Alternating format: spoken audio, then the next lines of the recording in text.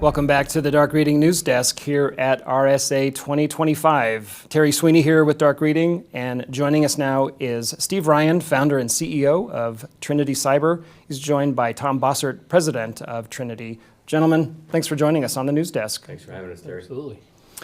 Steve, kick us off with some context, if you would. Really curious about your view of the current threat landscape and the things that are brewing that keep security professionals up at night. Yeah, I will. I can kind of break that down into three pieces. The first is, well, let me just back off a little bit. I've been doing this for 25 years.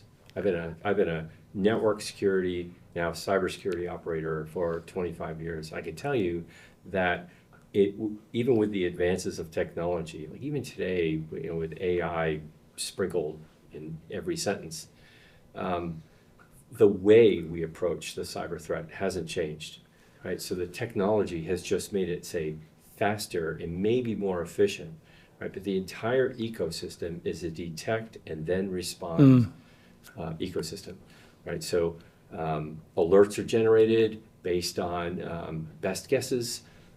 They feed a giant machine and a bunch of people who try and find the ones that matter. All this takes time, right? And then once an alert that does matter is found, then a response is kicked off, right? And so only when somebody's been a victim and the response is kicked off is information about that threat, simple information about that threat, shared, and then everybody blocks that simple thing, like block that site or block that IP address. So it takes somebody to be a victim, or many people to be a victim, and then we just respond. So that's one piece of it, right? The other piece is that it's just so much easier today. 25 years ago, the hackers, the people that went after us, were experts in this field, right? They really knew what they were doing. They were writing the code, they understood the vulnerabilities, they were down into the architecture. Everything's been so published now, and again with AI, right? It's just easy, right, to take this job on, right? So you've got an ecosystem that hasn't changed, a threat that is increasing, and then the other piece of this is that there aren't enough people and the distribution of technologies that can stop these guys. So yeah, and the net result is it's failing. We spent enough time here in this field to, even at RSA, I think we probably had convened direct meetings with somewhere around 45 or 50 CISOs and CIOs for the biggest companies in the world, right? And as we talk to them, it is a uniform across the board consensus that it's failing, and that the numbers that are being reported are understatements, gross understatements of their losses, the numbers of intrusions, and their inability to keep up with the threat. No, that piece is epidemic, of course. Sure. Tom, say more about that. I mean, there's keeping up with your patching, automating where you can, and keeping up with the user education and training, all the sort of blocking and tackling of the SOC, right? What else can security professionals do to keep networks, data, and users safe? First part of that is that everything you described is wise, but it doesn't scale. And the second thing to say before we go into our solution is that it's not bad for people that are doing that to be doing it. We don't want to be critical of them doing their best, but it's not enough. Yeah. And so what has to happen is you need to innovate. And we've come up with something that profoundly changes the game in the network security segment.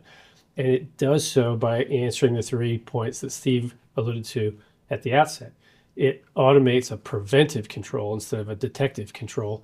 It scales, and it's centrally managed. And so what we're doing here, and we're having a lot of traction, is we're getting people to understand that the full content inspection engine that Trinity Cyber, or platform that we offer, addresses those problems in a way that fundamentally replaces, or at least augments for the large enterprises, what they've been doing for 20 years and that they can't easily shed for various reasons.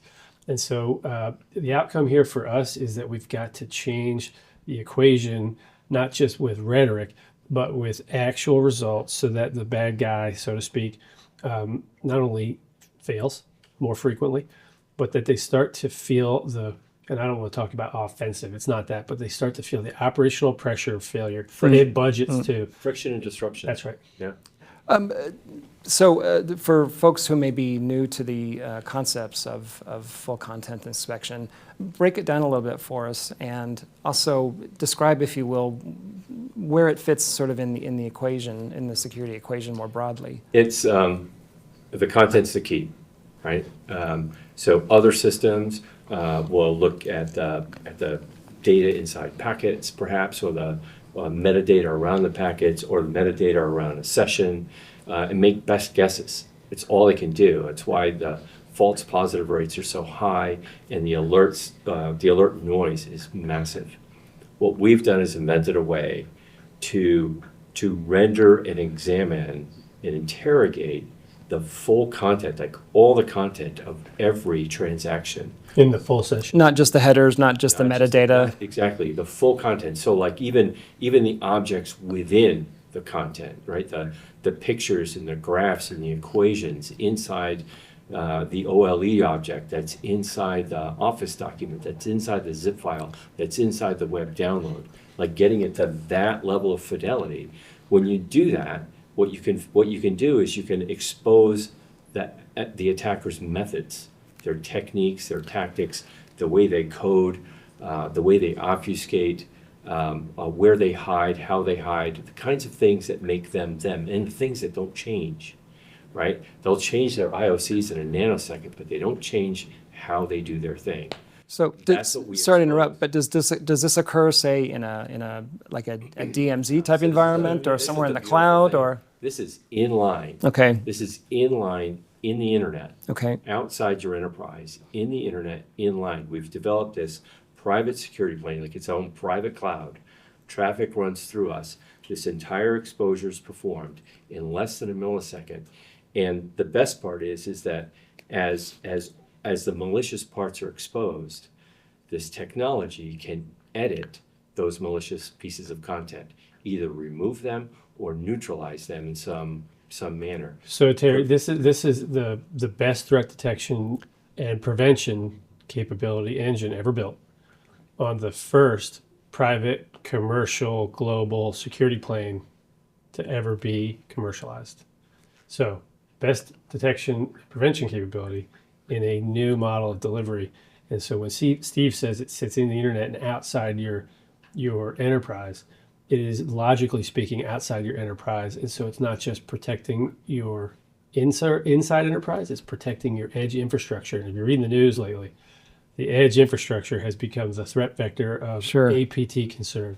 And we have absolutely perfected the ability to protect those vulnerable pieces of equipment that are not always easy or affordable to patch quickly. And so it's a form of automated patching in a sense.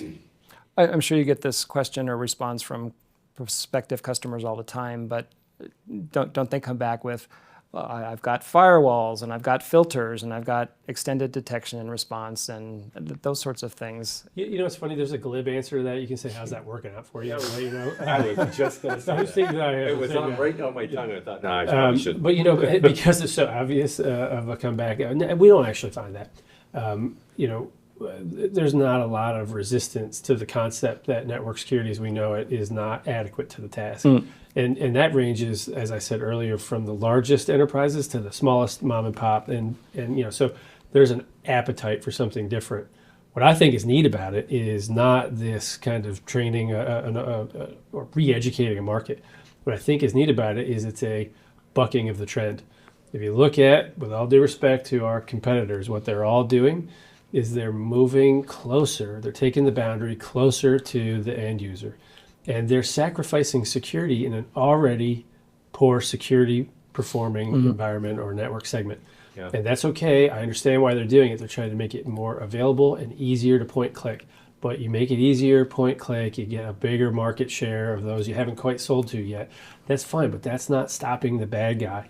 We are pushing the boundary out. And it's the only network solution that's able to do that effectively right now. And so we're really finding ourselves standing out there. Well, and the other part of that is part of the scale, right? So if you think about all the endpoints and all the devices, right, and all the infrastructure that you would ordinarily, when you think about cybersecurity, you think about all those things that you got to wrap your arms around.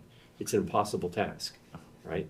And so our approach is focused on the threat and the threat vector, independent of all those factors, right? And so it's a more tractable problem to solve, right? You go after that, and then again, we're not doing the simple block, but we're delivering a more enduring move, right? By removing the threat vector completely from the network traffic. It's a more enduring move. It also is less a disruption to the business operations. And Right. that's, I mean, the bottom line for all of us is that we're in a cost center inside our businesses. And so we have to speak to that as well. And so Of what we're course. seeing is better results. And that's the thing that's helping us sell in a pretty fast way. All right. What kinds of questions customers should be asking themselves if they might be on the fence around this idea around full content inspection? What do you advise there? On the fence for using our service is an easy answer. You got to talk to us. That's all we ask. We have the ability to prove it. We have the ability to show it in an easy to comprehend live demo. And now we've got the data to demonstrate that we have scaled to a size so large that there's not an organization or a combination of organizations on the planet that wouldn't be smaller than what we're currently processing. So we have the ability to say we're no longer in startup mode. We're processing 400 GBE, double that gigabits per second on Trillions of objects a day. yeah, so massive global expansion, and we can prove it. So it's a real fun thing to have us talk to them. The real question is, depending on your size, do you use us to replace the network security solutions as you know it, or do you augment them? And then you have to talk to us about how you want to augment them so that we're a complement. All right. Well, so appreciate you dropping by the Dark Reading News Desk. Thank you very much for doing this today. We love the dark reading team. Thank you. Yeah, thanks, Terry. It's been great. All right. We've been talking with Steve Ryan and Tom Bossert of Trinity Cyber. This has been Terry Sweeney for the Dark Reading News Desk. Thanks for joining us for this segment. We'll see you next time.